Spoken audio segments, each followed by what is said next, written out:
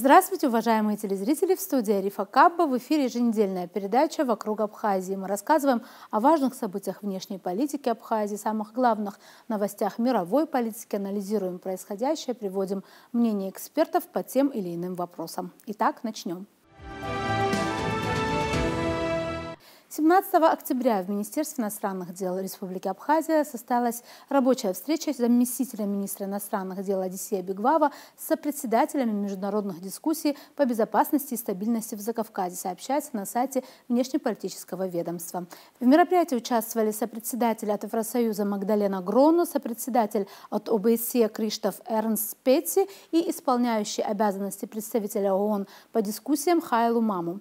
С абхазской стороны также присутствовали сотрудники МИД Абхазии, участники дискуссии Артур Гагуля и Лаша Авицба. Основой для диалога стала повестка предстоящего 65-го раунда дискуссий, запланированного к проведению 11-12 ноября 2025 года, а также актуальные вопросы региональной безопасности, говорится в сообщении на сайт МИД. Заместитель министра иностранных дел Одиссей Бигвава, обращаясь к участникам, отметил, что для абхазского народа, учитывая его малочисленность, вопрос безопасности является крайне важным. В ходе встречи все стороны констатировали, что текущая ситуация на границе остается стабильной и спокойной. Сопредседатели вновь подняли вопрос о возобновлении деятельности механизма по предотвращению и реагированию на инциденты в городе Гал. В ходе обсуждения была отмечена важность создания необходимых условий для его эффективной работы. Ключевым итогом встречи стало согласие сторон о приоритетной важности разработки,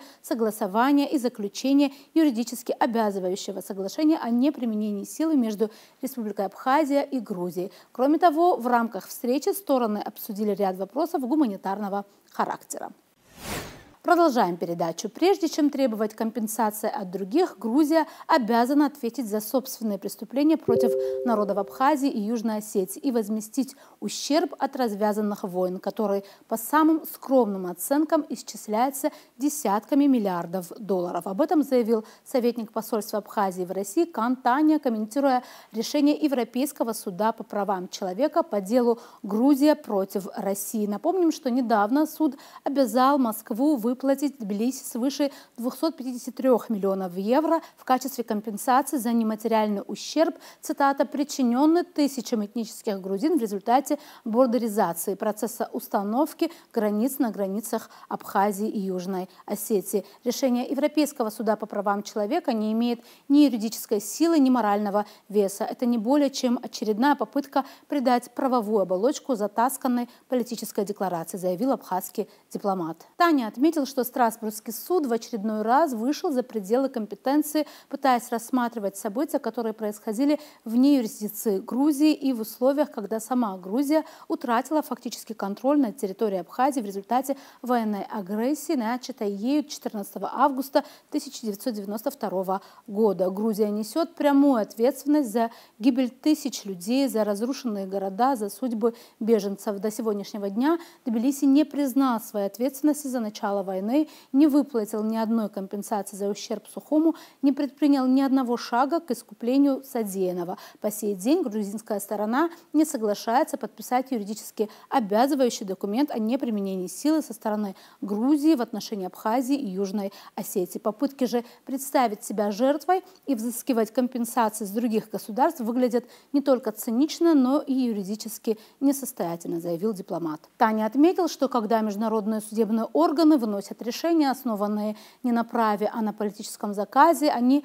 дискредитируют саму идею международного правосудия. Юридический факт остается неизменным. Россия вышла из юрисдикции Европейского суда по правам человека еще в 2022 году, а его решения, затрагивающие события вне временных и территориальных рамок компетенции, не подлежат исполнению. Тем более, если эти решения игнорируют первопричину конфликта и реальных виновников трагедии, подчеркнул Таня. Россия не планирует выплачивать Грузии компенсации по решению суда. Об этом пресс-секретарь президента России Дмитрий Песков заявил на брифинге 15 октября. Отвечая на вопрос, могла бы такая выплата способствовать потеплению отношений Москвы и Тбилиси, Песков отметил, что это отдельная тема. Ранее суд обязал Россию выплатить Грузии 253 миллиона евро за нарушение в ходе конфликта 2008 года, чрезмерное применение силы, жестокое обращение, незаконные ограничения передвижения. Отметим, что Грузия же, напавшая на Южную Осетию, по мнению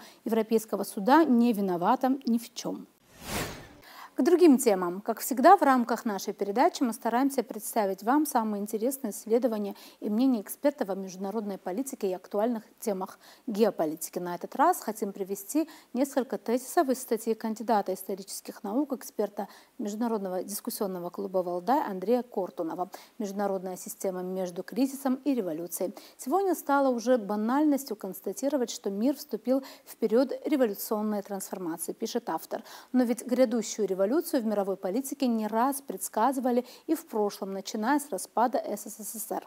Такую революцию предрекали и после терактов в США 11 сентября 2001 года, и во время глобального финансового кризиса 2007-2008 годов, и на фоне драматических событий арабской весны, и на пике пандемии COVID-19. Одни считали точкой отсчета новой эпохи победу Дональда Трампа на выборах в США в ноябре 2016 года, другие – выход Великобритании из Евросоюза. Однако революция, так сказать, откладывалась, а система выстаивала. Происходящие сегодня потрясения, уверен Кортунов, имеют еще и ту особенность, что впервые со времен распада СССР в их основе оказались не какие-то общие для ведущих международных игроков вызовы и угрозы: терроризм, пандемия, изменение климата и прочее, а непосредственно противоречия между самими этими игроками. Поэтому если раньше, когда вызовы носили внешний характер, существовала, по крайней мере, теоретическая возможность объединения усилий великих держав для совместного противостояния этим вызовам, то теперь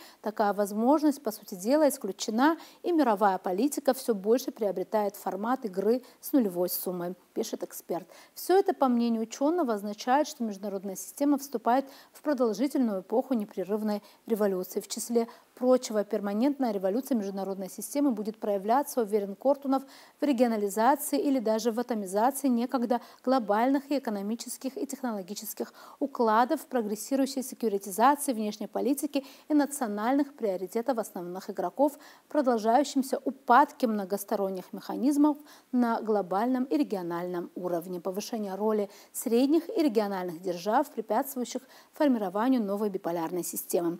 В нашей сегодняшней передаче в интервью с директором Института экономики и права Академии наук Абхазии Фатимой Камке мы обсудили то, как экономика может стать причиной напряжения международных отношений. Предлагаем вашему вниманию это интервью.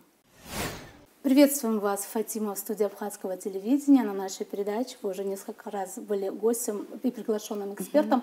Сегодня мы в целом хотим поговорить о том кризисе, который сейчас наблюдается в международных отношениях. Мы часто говорим на эту тему, приводим разные мнения, аналитические статьи, но чаще всего рассуждаем с точки зрения больше политики и истории тоже. Но хотелось бы немножко понимать и с точки зрения экономики тоже, как вам кажется, как экономика могла влиять и быть причиной, допустим, вот сегодняшнего миропорядка и кризиса в международных отношениях? Ну, я бы, наверное, хотела сказать, что экономика и право, как звучащие в наименовании нашего Института экономики и права, они весьма взаимосвязаны, в том числе, безусловно, с политическими процессами, и поэтому, очевидно, надо говорить о том, что в современном мире та идеология, которая стала господствующей, да, и она известна как неолиберализм, и огромное количество сейчас экспертов говорят и сами факты, которые мы вместе все наблюдаем, о серьезном кризисе, который переживает вот это как бы вектор истории. Мы наблюдаем то, что, собственно говоря, основные ценности неолиберализма, которые связаны, прежде всего, направлены на то, чтобы ослабить работу государственных структур, возводя в ранг абсолютных таких ценностных установок. Это прежде всего свобода рынка, свобода предпринимательства, максимум свободы с этой точки зрения, минимум заботы с точки зрения социальной проблематики и так далее. Вот в совокупности вся эта проблематика и эти установки, идеологические, подчеркиваю, установки, считаются и рассматриваются современными учеными прежде всего как предпосылки тех кризисных явлений, которые мы наблюдаем. Но почему? Почему они стали предпосылками? Ну, потому что, собственно говоря, мы видим, что свобода рынка ничем не ограниченная. свобода и возможность предпринимателям осуществлять накопления, они, собственно говоря, действуют несколько стихийно. Они не задумываются о публичных интересах, о государственных интересах, о проблемах миропорядка в целом, что станет в целом с человечеством на глобальном уровне, на локальном уровне. Как бы это не является их превенцией, их задачами, функцией, миссией и так далее. Поэтому получается, что у нас в силу вот этих тенденций те институты, которые мы привыкли называть, да, государство как всеобщий институт, который должен был, в общем-то, отслеживать за этой проблематикой, за тем, чтобы устанавливать баланс между публичными и частными интересами, заботиться, скажем, о более угнетенных слоях населения и так далее. Вся эта совокупность этой проблемы осталась как бы за бортом той активной части предпринимательства, элиты в целом международной, транснациональных корпораций, которые, собственно говоря, выдвинули вот эти ценности. И следуя им, и первый серьезный достаточно кризис, это 2008 года, по сути, да, эксперты говорят о том, что, собственно говоря, именно этот кризис, он как бы продолжает и свое развитие и идет дальше. Если его что-то не привнести, не начинать воздействовать на те последствия, которые породили эти кризисные явления, то, соответственно, прогнозировалось, кстати, что в качестве последствий всех этих процессов мы будем иметь в том числе и войны, в том числе и Четвертую мировую войну. И мы с вами наблюдаем, собственно говоря, что пока эти процессы развиваются, разворачиваются на наших глазах, безусловно, мы должны сказать, что идет борьба. На самом-то деле, конечно, идеология и идея, собственно говоря, или концепция развития международного права не в сторону однополярности, а многополярного мира, где бы на противовес национальным государствам формируется государство цивилизации. Это новый термин, который появляется теперь как балансир между тем, что, собственно говоря, так как нации и государства, если так посмотреть на мировую карту, то они объединяют нации и государства около 15-20% всего земного шара. Тогда как с претензией войти в число государства цивилизации у нас под 80% земного шара. То есть поэтому они как бы остаются неудел, да, получается? Соответственно. И в этом противостоянии мы видим, что государства цивилизации, это те, что объединяются вокруг России, Китая, Индии, мы сейчас наблюдаем, что они должны противопоставить больше те ценности, которые как раз-таки были подвержены забвению со стороны неолиберального подхода и видения развития человечества. И к их числу, безусловно, относятся такие ценности, как тяга к справедливости, то, что государство берет на себя, возвращает к себе задачи государственного регулирования. Соответственно, это государственное правовое регулирование, оно как оно может регулировать, например? Я думаю, вы говорите о каком-то большом капитале, который сосредотачивается в руках иногда даже отдельно взятых личностей, да, очень богатых людей, которые богаче, чем некоторые государства. Мы сейчас знаем всех их, таких как Илон Маск, например. Ну как государство это может регулировать? Ну, например, кстати, актуализировавшееся левое крыло в виде вот того научного труда, который вы сейчас затронули, идеи Томаса Piketty, да, они же выдвигают идеи, связанные с тем, что некоторые сферы экономики должны оставаться, предприятия, скажем, в сфере добычи, скажем, то, что Россия сделала, возвращает по чуть-чуть, да, в сфере нефти, газодобычи, допустим, отдельные сферы стратегически важные должны оставаться, значит, под крышей государства. Далее, соответственно, государство имеет такие возможности и такие рычаги, как, допустим, налоговое регулирование. Налог на богатство? Да, но в том числе ряд стран-то уже вынуждены были прийти, допустим, к прогрессивному налогообложению, посредством налогообложения. Ну, левые предлагают в том числе, но я думаю, что пока этот вопрос является, собственно говоря, авторской позицией отдельных людей, представляющих вот как раз-таки левое крыло, они говорят о том, что особенно большие налоги должны, в общем-то, обременяться наследственное имущество, чтобы каким-то образом восстановить социальную справедливость.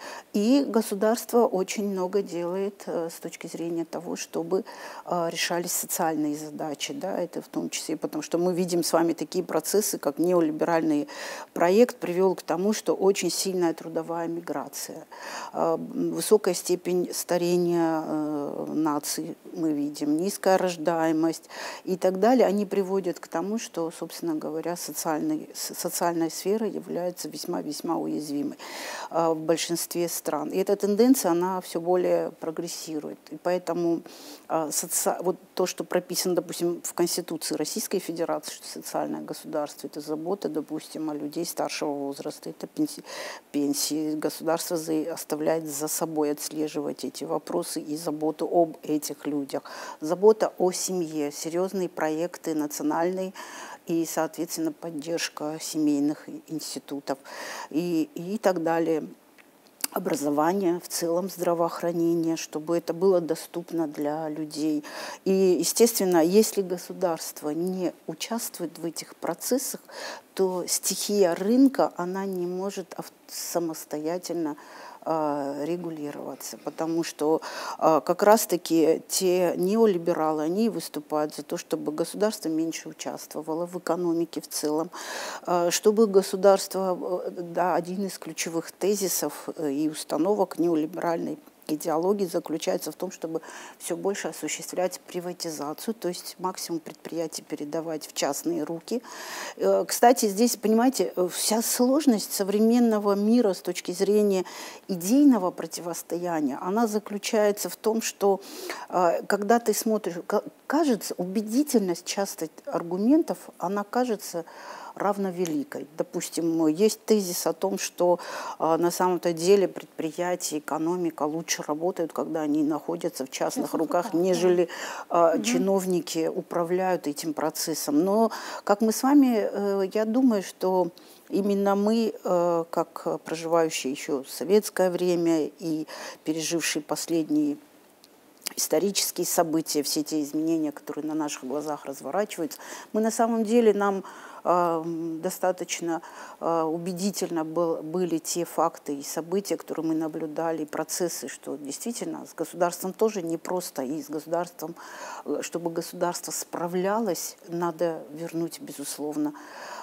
все те моменты, которые связаны с большей ответственностью, с преодолением кризиса в избирательной системе, с тем, чтобы принцип разделения властей, судебная власть и так далее, чтобы все эти инструменты государственного управления и установления правопорядка, соответственно, чтобы они в полной мере работали. Потому что мы можем сказать, да, действительно, в частных руках лучше все работает. Это тоже жизнь показала с точки зрения того, что мы наблюдаем беспрецедентное обогащение, как вы сами только что сказали, отдельной части элиты, аристократии международной, которая, собственно говоря, да, действительно, в происходящих событиях мы увидели вот эту дистанцию. Она просто, наверное, не будет сказано преувеличено, если мы скажем, что эта дистанция уже космических масштабов становится. И иногда в буквальном смысле, если безусловно. иметь в виду Илона Маска, например. Да, кстати, и соответственно, тех людей, которые спокойно могут уже и в космос летать, и так далее, и так далее. Но тоже, как показывает история, я бы здесь согласилась с представителем вот этих левых, прошу прощения, сил, которые представляют, в частности, Томас Piketty, который вызвал у меня в то время достаточно серьезный интерес, потому что очень много, кстати, критики.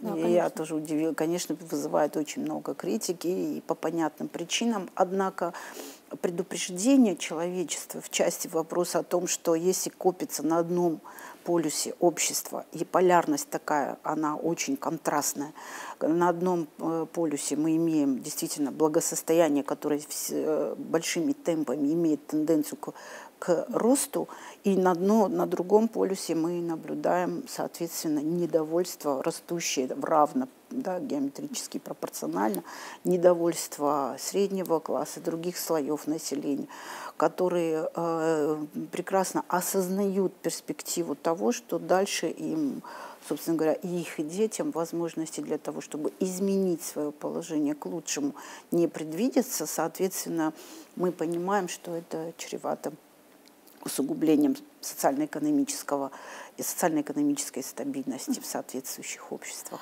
Фатима, а если это все, допустим, попытаться спроецировать более локально вот на регион, в котором мы живем, да, Южного Кавказа, вот тут что вы могли бы отметить?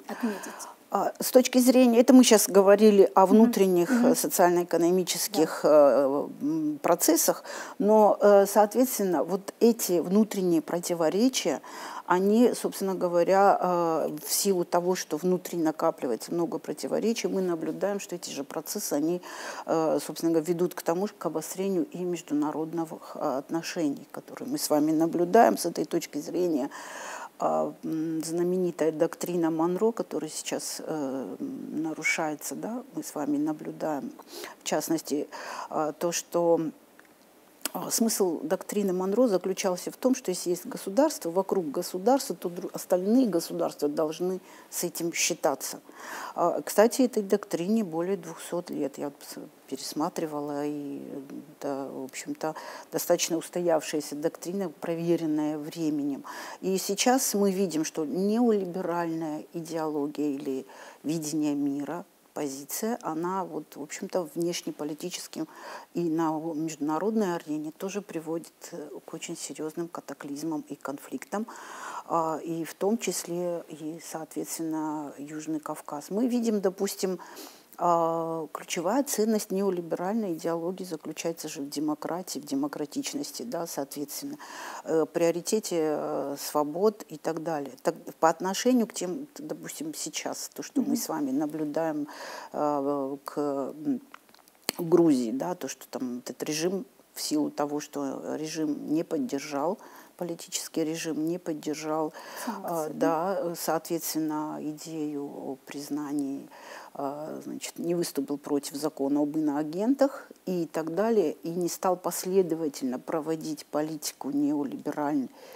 части мира, Запада, однополярности, да, то есть это траектория однополярного развития мира, в силу, независимо от того, что народ, страна решили для себя выбрать какой-то другой путь развития, мы видим с вами абсолютно недемократичное воздействие на эту страну. И с этой точки зрения тоже проявление кризиса, потому что не предоставляется возможность самому политическому правовому субъекту определить свое будущее, да, свободно определить то, как ему видится. Да. Я в новостных сюжетах даже увидела такую интересную, я думаю, что информацию, позицию политических деятелей Грузии о том, что они выставили идею о том, что мы не хотим уподобиться Украине или занять место Украины, или быть следующей страной в этом ряду, который, да, стать следующей.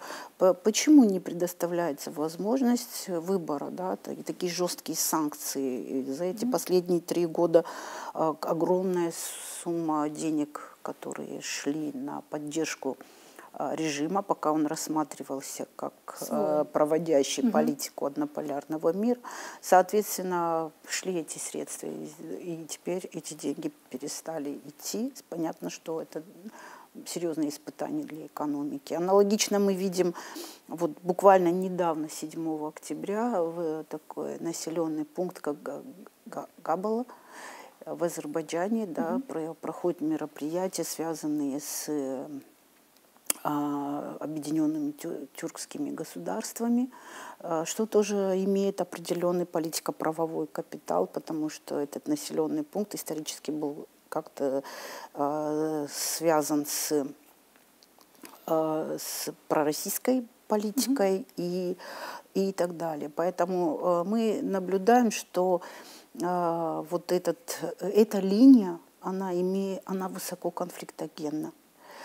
Она не несет мир в те регионы, куда приходит. И в этом смысле, конечно, человечество должно озаботиться о том, какая перспектива нас ждет. И на своем локальном уровне, я думаю, что для Абхазии очень важно иметь последовательную линию развития, И в свое время у нас была такая идея о том, что Абхазия может стать региональным серьезным субъектом международного права с точки зрения того, что может стать ареной деятельности мирных мировых институтов, потому что вот дефицит субъектов, несущих мир, утверждающих мир, быть площадкой, где бы могли разные субъекты договариваться именно с точки зрения того, чтобы утверждать мир и мирное развитие, мне кажется, в этом есть очень большой дефицит. И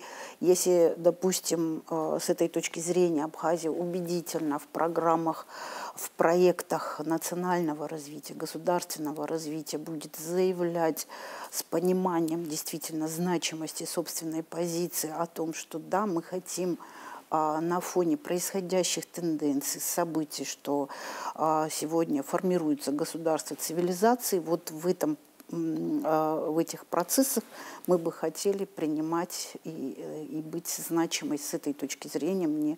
Мне видится в этом действительно перспектива определенная. То есть вы имеете в виду все-таки какие-то конкретные инициативы, что мы можем предпринимать в этой Безусловно. сфере? Например, допустим... во всяком случае, мы могли бы принять некую декларацию, допустим, о своем видении.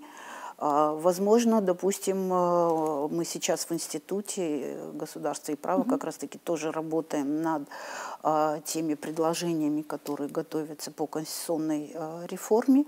И один из тезисов, который мы готовим к обсуждению пока на своей площадке, а потом, естественно, будем ее продвигать перед законодательными органами, как раз-таки внесение в преамбулу Конституции, потому что именно на преамбулу Конституции выпадают вот такие содержательные, как бы программные вещи, потому что если до сих пор у нас есть как бы некое негативное восприятие вообще слова идеология, и, соответственно, отдельных идеологических документов, я думаю, не скоро мы подойдем, чтобы они формировались, но эту функцию выполняет, эта миссия выпадает как раз-таки на ту часть Конституции, которую мы называем преамбулой. И преамбула Конституции Республики Абхазия, она на сегодня как раз-таки на сегодня она в некоторой части, на мой взгляд, во всяком случае, устарела, потому что в момент, когда происходило принятие Конституции Республики Абхазия, наиболее важным, приоритетным моментом, проблемой являлось самоутвердиться как во внешний суверенитет, во внешнем мире. Было важно заявить о том, что мы разделяем те ценности, которые разделяет глобальное человечество на тот момент. Мы принимаем и политико-правовые институты, и ценности, и, соответственно, их отражаем в основном документе. И сегодня, я думаю, в качестве приоритета для общественного, социально-экономического, политико-правового развития у нас выходят как раз-таки вопросы, связанные с внутренним порядком. Потому что вот мы и начали с этого, что, собственно говоря, кризис неолиберализма на глобальном уровне, да, мы увидели за счет того, что страны внутри не справляясь, эти противоречия выливаются на международную арену, и они выходят вот в такие глобальные противостояния, которые весьма и весьма чреваты с точки зрения развития человечества в целом.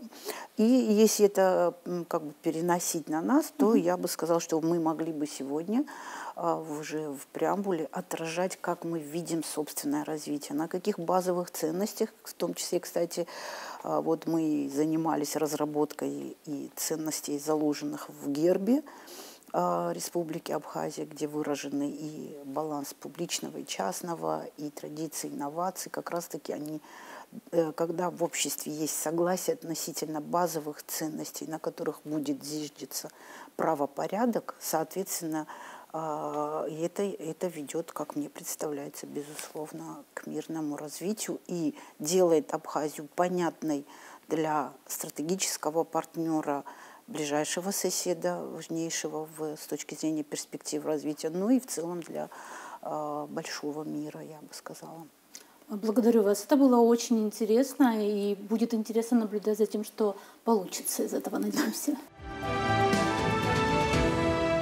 На этом у нас сегодня все. Будем продолжать следить за самыми интересными и важными событиями вокруг Абхазии. До новых встреч в эфире.